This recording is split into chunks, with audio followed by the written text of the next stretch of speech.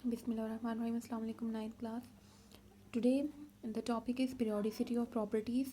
We'll study about some of the properties related to periodic table, starting from atomic size or atomic radius. As you know that atom are so small particles. Atom बहुत small particles होते हैं, उनकी कोई defined boundaries नहीं होती, इसलिए हम उनका specific size नहीं बता सकते और साइज़ मेजर करना एटम का पॉसिबल नहीं होता, तो हम अज्यूम करते हैं कि atoms are spheres. Atom spheres होते हैं जो कि एक दूसरे के बहुत क्लोज प्रेजेंट होते हैं. That is atomic size. Atomic radius की अगर हम बात करें तो atomic radius are half of the distance between nuclei of two bonded atoms. दो जो एटम्स आपस में बॉन्ड बना रहे होते हैं, they like close to each other, एक दूसरे के क्लोज प्रेजेंट होते हैं और दोनों के न्यूक्लियस के जो बीच का डिस्टेंस होता है उसका हाफ हम एटॉमिक रेडियस कंसिडर करते हैं.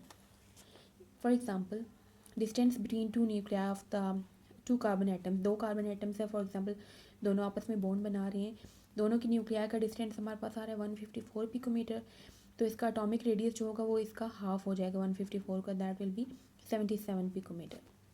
ट्रेंड की अगर बात करें हम atomic radius in periods. Periods means left to right. Left to right अगर हम मूव करें तो there is an increase in atomic number. Atomic number में हमें इंक्रीज़ देखने में आता है. Atomic number means number of proton. अगर एटॉमिक नंबर इंक्रीज़ हो रहा है it means there is increase in number of proton. और प्रोटॉन्स न्यूक्लियस में जब ज़्यादा होंगे तो प्रोटॉन्स के ऊपर पॉजिटिव चार्ज होगा, पॉजिटिव चार्ज भी न्यूक्लियस का इंक्रीज़ हो जाएगा, तो it means there is increase in nuclear charge. जब न्यूक्लियर चार्ज इंक्रीज़ होगा there is secondly no increase in number of shells. Left to right अगर हम मूव करें तो नंबर ऑफ शेल्स इंक्रीज़ नहीं हो रहे होते हैं, नंबर ऑफ इलेक्ट्रॉन्स इंक्रीज़ हो रहे होते हैं लेकिन वो सेम शेल में जा रहे होते हैं, so there is no increase in number of shells. And nuclear charge बढ़ने की वजह से न्यूक्लियस क्या करता है, valence electron. Valence electron mean जो आउटर मोस्ट इलेक्ट्रॉन होते हैं बाहर वाले शेल पे, उन इलेक्ट्रॉन्स को न्यूक्लियस स्ट्रांगली अट्रैक्ट करता है, जिसकी वजह से एटम का साइज़ डिक्रीज़ कर जाता है. सो एटॉमिक साइज और atomic radius both decrease in periods. Groups में बात करें तो इसके ऑपोजिट आता है ट्रेंड. नंबर ऑफ शेल्स जो होते हैं हमारे पास इंक्रीज़ करते हैं. टॉप टू बॉटम अगर आप देखें तो एटॉमिक नंबर में बहुत एब्रप्ट इंक्रीज़ आता है, ज़्यादा से ज़्यादा इंक्रीज़ हो रहा होता है. नंबर ऑफ प्रोटॉन्स तो इंक्रीज़ हो रहे होते हैं लेकिन साथ में नंबर ऑफ इलेक्ट्रॉन्स भी इंक्रीज़ हो रहे हैं, और नंबर ऑफ इलेक्ट्रॉन्स इंक्रीज़ होने की वजह से नंबर ऑफ शेल्स भी बढ़ते जाते हैं, जिसकी वजह से न्यूक्लियस की जो अट्रैक्शन होती है टूवर्ड्स आउटर मोस्ट इलेक्ट्रॉन, बाहर वाले इलेक्ट्रॉन्स का जो न्यूक्लियस अट्रैक्ट कर रहा होता है वो अट्रैक्शन डिक्रीज़ हो जाती है, and due to this size increases. Another term is the shielding effect. Shielding effect means inner shell electrons shield the valence electron from nuclear direction. हमारे पास एटम्स के इनर मोस्ट शेल्स में जो electrons present होते हैं उन्हें हम कहते हैं इनर शेल इलेक्ट्रॉन. ये इलेक्ट्रॉन क्या करते हैं, न्यूक्लियस जो कि एटम के सेंटर में प्रेजेंट होता है और वैलेंस शेल जो कि बाहर शेल में प्रेजेंट होते हैं इलेक्ट्रॉन्स, उनके बीच में ये इनर शेल इलेक्ट्रॉन्स प्रेजेंट होते हैं, तो ये क्या करते हैं, बाहर वाले इलेक्ट्रॉन को शील्ड कर लेते हैं, प्रोटेक्ट करते हैं फ्रॉम न्यूक्लियर अट्रैक्शन. इससे क्या होता है कि जो वैलेंस इलेक्ट्रॉन होते हैं उनमें न्यूक्लियर अट्रैक्शन जो होती है उन पे वो कम होती है, they experience less nuclear charge than the actual charge, जिसे हम इफेक्टिव न्यूक्लियर चार्ज भी कहते हैं. सो शील्डिंग इफेक्ट और न्यूक्लियर अट्रैक्शन का इन्वर्स रिलेशनशिप होता है. अगर शील्डिंग इफेक्ट इंक्रीज़ हो रहा है इसका मतलब न्यूक्लियर अट्रैक्शन कम से कम हो रही है towards valence electron. Trend in periods left to right. Period में अगर मूव करें तो अगेन एटॉमिक नंबर आपको बताया मैंने कि इंक्रीज़ होता है, जिसकी वजह से नंबर ऑफ़ प्रोटॉन इंक्रीज़ होते हैं, नंबर ऑफ़ शेल्स इंक्रीज़ नहीं होते, और शील्डिंग इफेक्ट जो होता है वो रिमेन्स सेम, क्योंकि नंबर ऑफ़ शेल्स इंक्रीज़ नहीं हो रहे इसलिए शील्डिंग इफेक्ट में कोई इंक्रीज़ नहीं आता लेफ़्ट टू राइट, और न्यूक्लियर अट्रैक्शन हाई होती है लेफ़्ट टू राइट. ग्रुप्स में अगर देखें तो टॉप टू बॉटम मूव करें तो नंबर ऑफ़ इलेक्ट्रॉन्स इंक्रीज़ हो रहे होते हैं, और वो इलेक्ट्रॉन जैसे जैसे आते जाएंगे तो न्यू शेल्स आएंगे, न्यू शेल्स में वो अकोमोडेट होंगे वो इलेक्ट्रॉन, तो नंबर ऑफ़ शेल्स इंक्रीज़ होंगे. नंबर ऑफ़ शेल्स अब इंक्रीज़ होंगे it means inertial electrons increase हो रहे हैं, जिसकी वजह से शील्डिंग इफेक्ट इंक्रीज़ होगा. Next term is ionization energy. Ionization energy is the energy required to remove loosely bound electron from valence shell of isolated gaseous atom. Simple words में अगर मैं आपको बताऊं तो आयोनाइजेशन एनर्जी कहते हैं वो एनर्जी जो कि हमें चाहिए होती है किसी भी एटम के, आइसोलेटेड गैशियस एटम, वो एटम जो कि सेपरेटली प्रेजेंट होता है, किसी कंपाउंड फॉर्म में ना हो, अकेला प्रेजेंट हो, तो उसके आउटर मोस्ट शेल में से, वैलेंस शेल में से जब हम इलेक्ट्रॉन निकालते हैं तो उसको निकालने के लिए हमें एनर्जी चाहिए होती है, और इस एनर्जी को हम कहते हैं ionisation energy. For example, sodium के आउटर मोस्ट शेल में हमारे पास 1 इलेक्ट्रॉन होता है।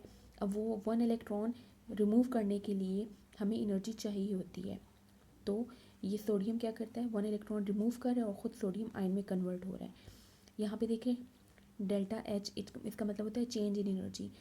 पॉजिटिव में लिखी है, पॉजिटिव में जब एनर्जी होती है इसका मतलब कि एनर्जी यहाँ पे यूज़ हुई है इस रिएक्शन में, तो इतनी एनर्जी चाहिए होती है सोडियम का आउटर मोस्ट इलेक्ट्रॉन रिमूव करने के लिए। हमारे पास different types of ionisation energy होती है। फर्स्ट आयोनाइजेशन एनर्जी कहती हैं ionisation energy required to remove first electron. कोई भी एटम है उसका फर्स्ट टाइम अगर वैलेंस इलेक्ट्रॉन को ही रिमूव करें, फर्स्ट इलेक्ट्रॉन का मतलब है ये कि उसका पहला वैलेंस इलेक्ट्रॉन रिमूव करते हुए जो एनर्जी रिक्वायर होगी उसको कहते हैं फर्स्ट आयोनाइजेशन एनर्जी। अब फॉर एग्जांपल एक रिमूव कर चुके हैं, उसी एटम में से दूसरा इलेक्ट्रॉन निकालना है, तो उसके लिए जो एनर्जी चाहिए होगी उसको हम कहेंगे सेकेंड आयोनाइजेशन एनर्जी। अब अगर सेम ही एटम है उसका हमने 2 इलेक्ट्रॉन निकालने के बाद तीसरा इलेक्ट्रॉन निकालना है, तो उसके लिए जो एनर्जी चाहिए होगी उसको हम कहेंगे थर्ड आयोनाइजेशन एनर्जी।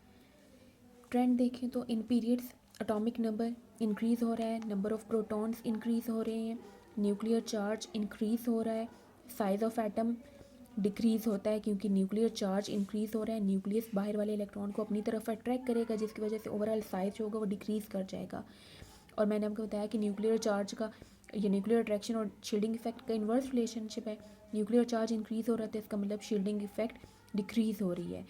और आयनाइजेशन एनर्जी इंक्रीज़ हो रही है, क्यों इंक्रीज़ हो रही है, बिकॉज ज़्यादा एनर्जी चाहिए होगी हमें वैलेंस इलेक्ट्रॉन रिमूव करने के लिए, क्योंकि न्यूक्लियर चार्ज हाई है, इंक्रीज़ है, इसका मतलब न्यूक्लियस ने वैलेंस इलेक्ट्रॉन को अपनी तरफ स्ट्रांगली अट्रैक्ट करके रखा हुआ है। अब उसको हमने रिमूव करना है तो हमें ज़्यादा एनर्जी चाहिए होगी।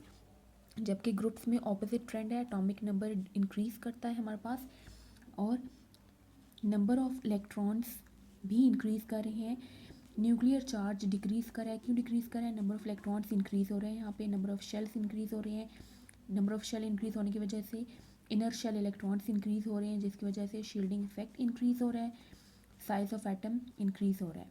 सो आयनाइजेशन एनर्जी डिक्रीज़ होगी क्योंकि साइज़ जब बढ़ जाएगा, बड़ा साइज़ होगा एटम का, तो न्यूक्लियस बाहर वाले इलेक्ट्रॉन को अपनी तरफ इतने स्ट्रांगली अट्रैक्ट नहीं करे क्योंकि न्यूक्लियर चार्ज डिक्रीज़ है, तो हम वो इलेक्ट्रॉन रिमूव करना आसान होगा और कम एनर्जी चाहिए होगी, तो आयनाइजेशन एनर्जी डिक्रीज़ होती है। Electron affinity is energy released when an electron is added in the outermost shell of isolated gaseous atom. Again simple words में बताऊँ तो आइसोलेटेड गैशियस एटम मीन्स वो एटम जो कि उसका स्टेट ऑफ मैटर बताया हुआ कि गैस होना चाहिए, और आइसोलेटेड मीन्स सेपरेटली प्रेजेंट हो, तो उस टाइम उसके आउटर मोस्ट शेल में जब हम कोई इलेक्ट्रॉन ऐड करते हैं तो जो एनर्जी रिलीज़ होती है उसको हम कहेंगे इलेक्ट्रॉन एफिनिटी। सो इलेक्ट्रॉन एफिनिटी वो अमाउंट ऑफ एनर्जी होती है जो रिलीज़ होती है जब हम किसी भी एटम, आइसोलेटेड एटम के आउटर मोस्ट शेल में इलेक्ट्रॉन ऐड करते हैं।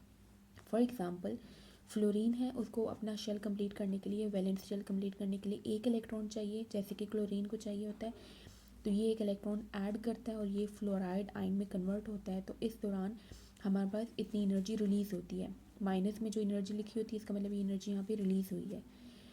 ट्रेंड इसका सेम है जो मैंने आपको ये ट्रेंड बताया था आयोनाइजेशन एनर्जी का, सेम ट्रेंड इलेक्ट्रॉन एफिनिटी का भी है।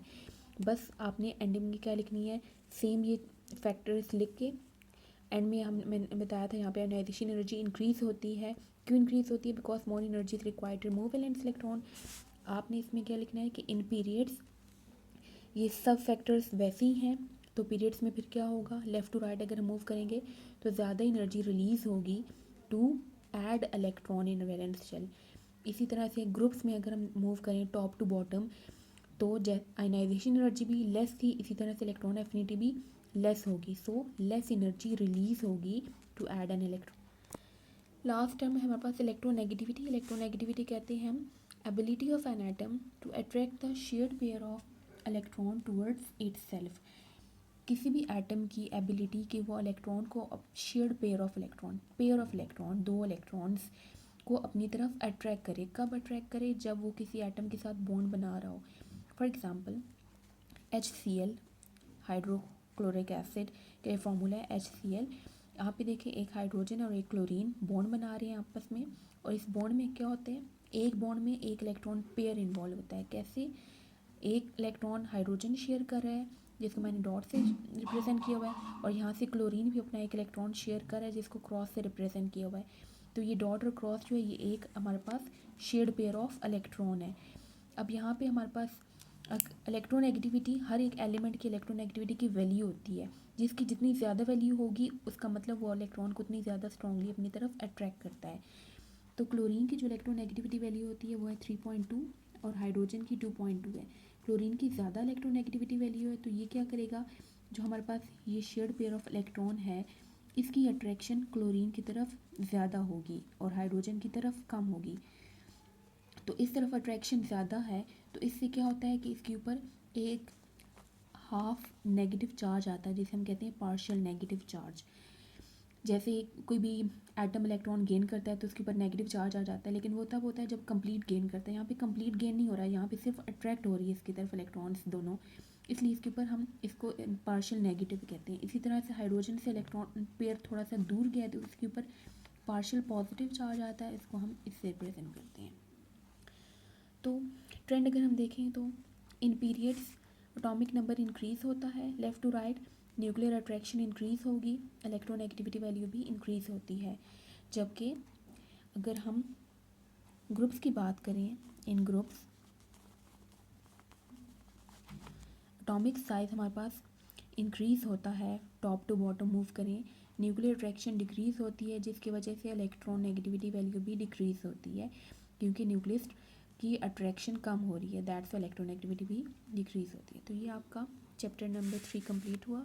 आज का आपका होमवर्क है learn all the topics from page 51 to 55 including test yourself 3.2 and exercise short question remaining जो आपके रह गए हैं 6 to 9 एंड लॉन्ग क्वेश्चन आपके 1 2 3 8 9 10। ये वो क्वेश्चन है जो कि आपके इन्हीं पेजेस में जो टॉपिक है उसी से रिलेटेड हैं, जस्ट कोई एक क्वेश्चन के अलावा।